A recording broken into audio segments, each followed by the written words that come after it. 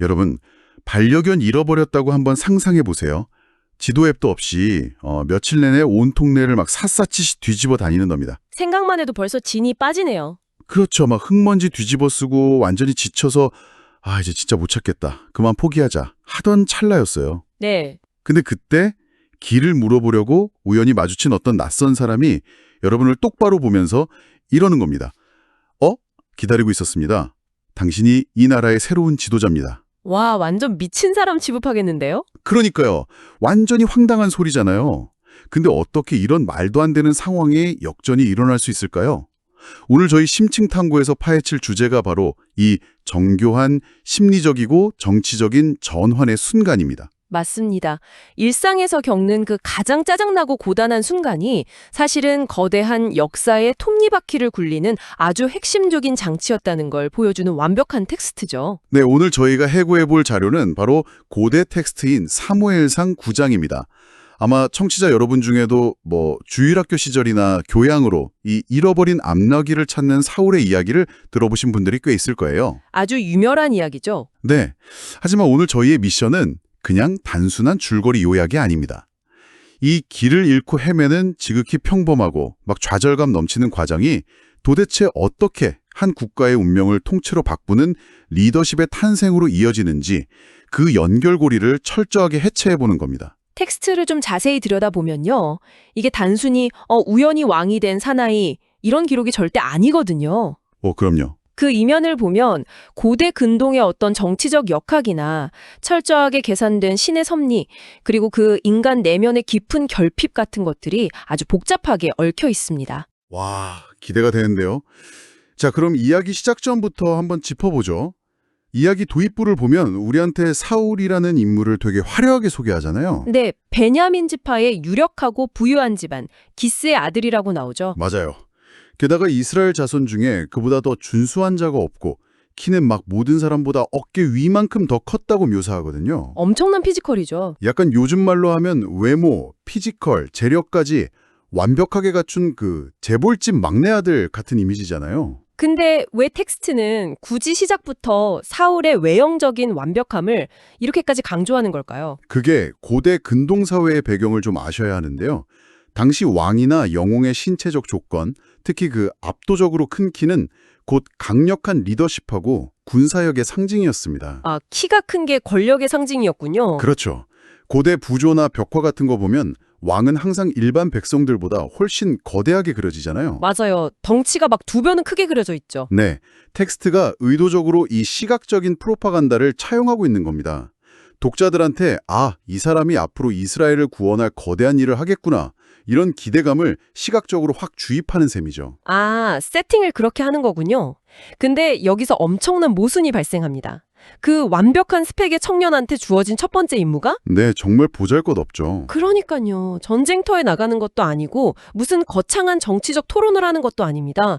그저 아버지가 잃어버린 암나귀들을 찾아오라는 아주 일상적이고 고된 육체노동이거든요. 동네방네 나귀 찾으러 다니는 거죠. 맞아요. 사울이 사환 한 명을 데리고 길을 나섭니다. 에브라임 산지, 살리사 땅, 사알림 땅, 베냐민 사람의 땅, 진짜 온 사방을 며칠 동안 헤매고 두루 다닙니다. 화려한 영웅의 등장치고는 약간 너무 초라하지 않나요? 바로 그 간극이 이 텍스트가 쓰는 첫 번째 문학적 장치입니다. 간극이요? 네, 겉모습은 이미 완벽한 왕의 모습인데 막상 그가 처한 현실은 먼지 구덩이 속에서 짐승 발자국이나 쫓고 있는 아주 무력한 상태잖아요. 영웅의 서사를 가장 일상적인 좌절로 확 끌어내리는 거네요. 그렇죠. 인간이 자기 삶을 완벽하게 통제하고 있다는 그 착각을 부숴버리는 과정이기도 합니다. 와, 며칠을 그렇게 헤매다가 결국 그들이 숲땅이라는 곳에 도착하는데요. 여기서 사울이 완전히 지쳐버립니다. 멘탈이 나간 거죠. 맞아요. 사울한테 야, 돌아가자. 내 부친이 암나귀 생각은 고사하고 우리를 걱정하시겠다 이러면서 포기하잖아요. 아주 현실적인 반응이죠. 저는 이 장면이 참 인간적으로 와닿더라고요. 책임감은 있는데 끝이 안 보이는 실패 앞에서 결국 자기 한계를 인정하고 포기하려는 그 평범한 인간의 모습이니까요. 사울의 시야는 지금 철저하게 그 나귀를 찾지 못했다는 눈앞의 실패에만 딱 갇혀 있는 겁니다. 눈앞의 실패요? 네, 자기가 걷고 있는 이 짜증나는 경로가 도대체 어디를 향해 세팅되어 있는지 전혀 알지 못하는 거죠. 아하. 여기서 우리가 주목해야 할 점은 인간의 인내심이 바닥나고 통제권을 딱 내려놓는 바로 그 포기의 순간이 역설적으로 이야기가 전혀 새로운 차원으로 진입하는 전환점이 된다는 겁니다. 야, 그 전환점을 만들어내는 인물이 또 정말 흥미롭습니다. 훗날 국가 최고 지도자가 될 사울은 정작 포기하고 집에 가려고 하는데 여기서 이름조차 안 나오는 평범한 사환이 갑자기 이야기 주도권을 확 쥐거든요. 네, 사원이 아주 중요한 제안을 하죠. 맞아요. 이 성읍에 존중받는 하나님의 사람, 그러니까 선견자가 있으니까 그분한테 갈 길을 묻자고 합니다. 근데 여기서 텍스트가 괄호를 치고 굳이 역사적 배경을 설명하더라고요. 옛날에는 선지자를 선견자라고 불렀다. 이렇게요. 이 설명이 왜 굳이 들어간 건가요? 그게 아주 중요한 포인트입니다. 선견자, 히브리어로 로에라고 하는데요. 문자 그대로 보는 자라는 뜻입니다. 보는 자요? 네, 고대 사회에서 잃어버린 물건을 찾아주거나 약간 일상의 사소한 문제를 해결해주는 일종의 지역적이고 실용적인 영적 능력자를 의미했거든요. 약간 동네 점쟁이나 해결사 같은 느낌이네요. 비슷하죠. 반면에 선지자, 즉 나비는 국가적 차원에서 신의 메시지를 대연하는 훨씬 거시적인 존재입니다. 아, 스케일이 완전히 다르군요. 그렇죠. 지금 사완이랑 사울은 나귀 타져줄 동네 선견자를 만나러 간다고 생각하지만 사실 그들은 이스라엘의 운명을 결정지을 국가적 선지자 사무엘을 만나러 가는 길인 거죠. 와, 텍스트가 이 두 개념을 교차시키면서 그 사울 일행의 무지함을 은근히 꼬집고 있는 거네요. 정확합니다. 근데 사울은 그마저도 망설이잖아요. 우리가 가면 그 사람한테 뭘 드리겠냐, 예물이 없다 이러면서요. 고대 사회에서는 이런 영적 권위자 만날 때 빈손으로 가는 게 예의가 아니었나 봐요. 네, 일종의 복채나 예물을 드리는 게 당연한 관습이었죠. 그러자 사환이 또 나섭니다. 자기 손에 은 한 세겔의 4분의 1이 있으니까 이거라도 드려서 길을 가르쳐 달라고 하죠. 솔직히 이 사환이 없었다면, 그리고 그 사환 주머니에 그 동전 한 잎이 없었다면 이스라엘 역사는 그냥 거기서 끝났을 수도 있잖아요. 그 14세겔이라는 액수에 담긴 경제적, 사회적 의미를 들여다보면 상황이 훨씬 더 극적입니다. 오, 액수가 어느 정도였나요? 당시 은 14세겔은요, 노동자의 며칠치 품삯에도 미치지 못하는 진짜 아주 적은 액수였습니다. 진짜 푼돈이네요. 그쵸. 거대한 체격을 가진 부유한 집안의 아들은 주머니가 텅 비어서 절망하고 있는데 이름 없는 사환의 주머니에서 나온 그 알량한 은조각 하나가 국가의 운명을 바꿀 만한 만남의 입장료가 된 겁니다. 와, 거대한 역사가 얼마나 보잘것없어 보이는 작은 자원과 무명의 조력자들에 의해서 굴러가는지를 여실히 보여주네요. 네, 부잣집 도련님은 포기하려 하고 무명옷 입은 조수가 컨설팅 비용까지 대신 지불하면서 역사의 톱니바퀴를 막 억지로 굴리고 있는 셈이죠. 진짜 재밌네요. 자, 그렇게 사울 일행이 성읍을 향해서 비탈길을 올라갑니다. 물길러 나오는 소녀들을 만나서 막 선견자가 있냐고 물어보니까 소녀들이 방금 제사 드리러 오셨으니 서둘러 가라. 아주 상세히 안내를 해주잖아요. 네, 아주 수다스럽게 길을 알려주죠. 근데 딱 이 시점에 텍스트 시점이 마치 영화 컷전환처럼 하루 전날에 사무엘한테로 확 바뀝니다. 완벽한 편집 타이밍이죠. 네, 여호와께서 사무엘한테 미리 이렇게 말씀하셨다는 거예요. 내일 이맘때에 내가 베냐민 땅에서 한 사람을 내게 보낼 테니 너는 그에게 기름을 부어 내 백성 이스라엘의 지도자로 삼으라. 그 이유가 블레셋 사람 손에서 고통받는 백성의 부르짖음이 신에게 닿았기 때문이라고요. 네. 신의 거시적인 세계가 아주 완벽하게 대비되는 지점이거든요. 사울 눈앞에는 진짜 당나귀 발자국밖에 없었잖아요. 그쵸. 근데 시선을 하늘로 싹 옮겨보면 한 국가를 위기에서 구출해낼 엄청난 구원 프로젝트가 이미 작동하고 있었던 겁니다. 여러분, 내일 이맘때에 이 정확한 타이밍이 너무 소름 돋지 않으신가요?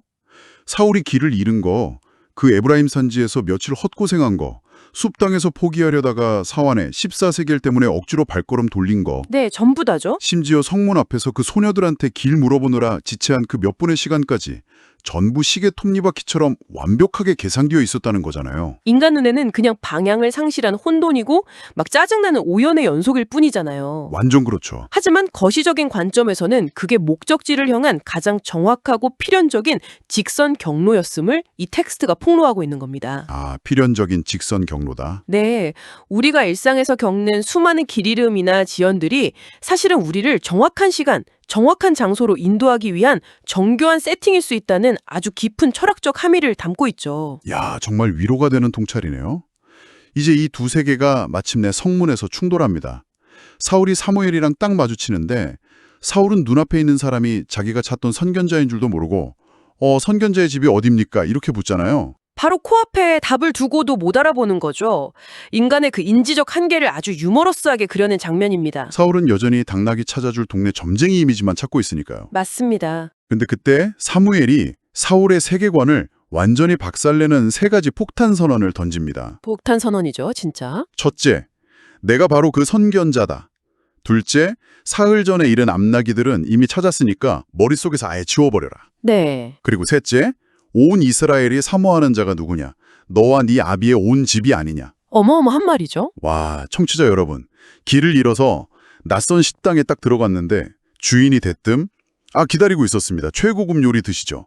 그리고 참고로 당신이 오늘부로 이 나라 대통령입니다. 이러는 상황이잖아요. 사울 입장에서는 진짜 뇌 구조 자체가 마비될 만한 충격이었을 겁니다. 멘붕이 왔겠네요. 자기 존재 이유였던 그 당나귀라는 과제를 강제로 종료시켜버리고 그 빈자리에 이스라엘의 왕좌라는 감당할 수도 없는 무게를 확 밀어넣은 거니까요. 근데 여기서 사울 대답이 저는 좀 의문이더라고요.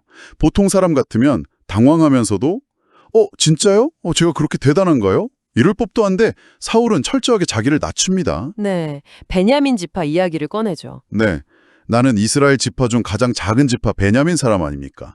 게다가 우리 가족은 그 중에서도 가장 미약한데 어찌하여 내게 이런 말씀을 하십니까? 이렇게 대답하거든요. 네. 여기서 질문이 생깁니다. 이야기 도입부에서 분명히 사울은 유력하고 부유한 집안에 누구보다 키 큰 완벽한 청년이었잖아요. 이 대답은 단순히 고대 근동의 관습적인 겸손, 그러니까 정치적 예의를 차리는 가짜 겸손인가요? 아니면 진짜 스스로를 그렇게 벌레만도 못하게 여기는 일종의 가면증후군 같은 건가요? 겉보기에는 아주 전형적인 동양적 혹은 고대 근동의 수사학적인 겸양으로 읽힐 수 있죠. 빈말 같은 거요? 네, 근데 이스라엘 역사를 깊이 파보면 이게 단순한 예의가 아니라는 걸 알 수 있습니다.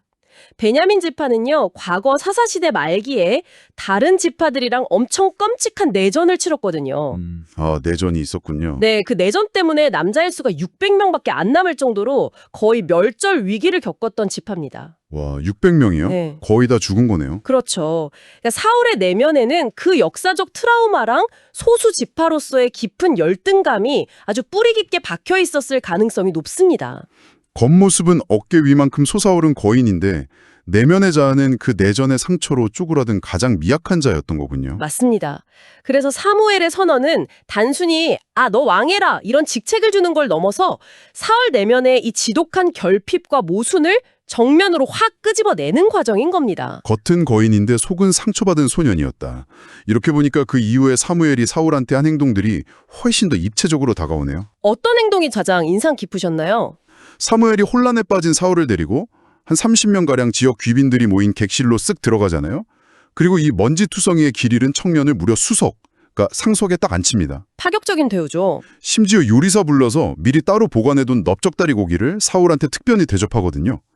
여기서 이 넓적다리 고기, 고대 이스라엘 문화에서 도대체 이게 어떤 의미길래 성경이 굳이 고기 특정 부위까지 기록해둔 건가요? 이 부분이 텍스트에 숨겨진 가장 강력한 정치적이고 신학적인 스캔들입니다. 스캔들이요? 네, 레위기 제사법을 보면요. 희생제물의 우편 넓적다리는 오직 제사를 주관하는 제사장만의 거룩한 몫으로 엄격하게 딱 구별되어 있었어요. 평민은 못 먹는 고기군요. 다들 눈을 의심했을 겁니다. 사무엘의 그 귀빈들 앞에서 사울을 상석에 앉히고 제사장 몫을 건넸다는 건 이거 완전 신이 이자에게 친성한 권위를 줬다. 이걸 침묵 속에 만천하에 공포한 거네요. 정확합니다. 이건 단순한 식사 대접이 아니라 고기로 이루어진 아주 은밀하고 압도적인 대관식이었던 셈이죠. 사울 본인은 또 어떻겠어요? 자기가 지금 막 씹고 있는 고기가 감히 평민은 건드릴 수도 없는 부위라는 걸 알았을 때 그 혼란스러움이랑 압박감, 와, 진짜 숨막히네요. 엄청난 심리적 압박이었겠죠. 식사가 끝난 후에 사무엘이 사울을 데리고 성으로 돌아가서 지붕으로 올라갑니다. 거기서 둘이 은밀하게 담화를 나누잖아요. 네. 근데 굳이 왜 하필 지붕이었을까요? 방도 많았을 텐데. 고대 이스라엘 건축 양식을 보면요. 평평한 지붕은 낮에 열기가 식은 밤에 가장 시원하고 프라이빗한 장소였습니다. 옥상 테라스 같은 느낌이네요. 네, 귀한 손님을 모시는 응접실이기도 하고 누구 방해도 안 받고 비밀스러운 전략을 논의하는 밀실 역할을 했죠. 그렇군요. 사울은 방금 전에 공개적인 자리에서 상석에 앉고 제사장 고기를 먹는 아주 공적이고 시각적인 충격을 겪었잖아요. 네, 멘탈이 나갔을 텐데요. 이제 그에게 필요한 그 엄청난 정체성의 변화를 스스로 소화해낼 아주 내밀하고 언어적인 시간이었던 겁니다. 아, 받아들일 시간이 필요했던 거군요. 리더십이라는 건 그냥 외부에서 넌 리더야 선언한다고 완성되는 게 아니거든요. 내면에서 자기 운명을 수용하는 깊은 성찰 과정이 반드시 수반되어야 한다는 걸 이 지붕 위 대화가 상징적으로 보여주는 거죠. 그렇게 밤이 깊어가고 이제 다음 날 동틀 무렵이 됩니다. 드디어 이 이야기 대미를 장식하는 마지막 장면인데요. 사무엘이 지붕에서 사울을 불러 깨워서 배웅하며 성읍 끝에 다다릅니다. 네, 가장 중요한 순간이죠. 여기서 사무엘이 사울한테 결정적인 지시를 내립니다. 사완으로 우리를 앞서가게 하라. 사완이 딱 앞서가니까 사무엘이 사울한테 이렇게 말하죠. 너는 이제 잠깐 서 있으라. 내가 하나님의 말씀을 내게 들려주겠다. 저는 이 순간의 고요함이 막 텍스트 바깥으로 뚫고 나오는 것 같더라고요. 이 텍스트의 구조적인 완벽함이 빛을 발하는 순간이죠. 사울의 여정을 처음부터 한번 쫙 되짚어 보세요. 네. 그의 곁에는 늘 항상 소음과 타인이 있었습니다.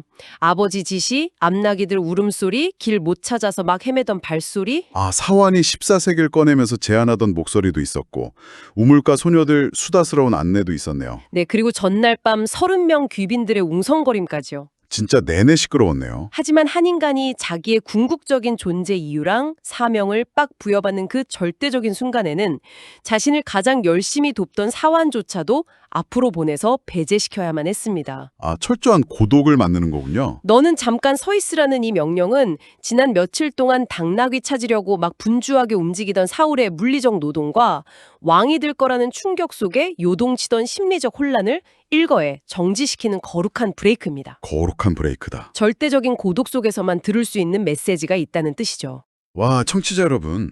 우리 모두는 각자의 삶에서 지금도 잃어버린 앞나귀를 찾아 헤매고 있습니다. 승진 누락, 해결 안 되는 재정 문제, 어긋나버린 인간관계, 또 합격하지 못한 시험들. 누구나 하나쯤은 다 가지고 있죠. 맞아요.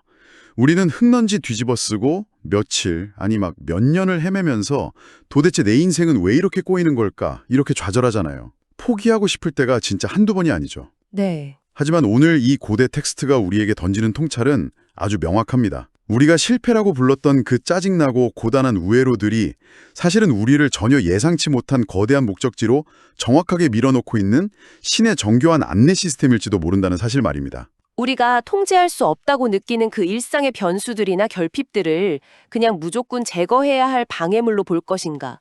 아니면 새로운 정체성으로 나아가기 위해 반드시 통과해야 할 필연적 경로로 볼 것인가? 이 인식의 전환이야말로 오늘 심층 탐구의 핵심이라고 할 수 있겠네요. 자, 이제 오늘 심층 탐구를 슬슬 마무리하면서 청취자 여러분께 한 가지 도발적인 질문을 던지고 싶습니다.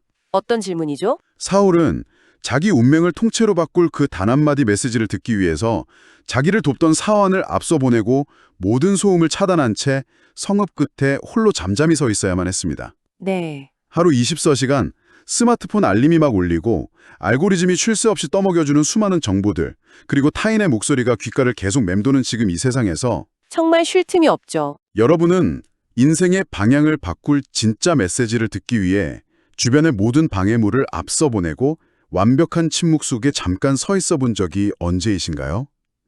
여러분들을 그토록 괴롭히는 그 잃어버린 당나귀는 지금 여러분을 어떤 거대한 운명 앞으로 이끌어가고 있습니까? 지금까지 심층 탐구였습니다. 함께해 주신 여러분 감사합니다.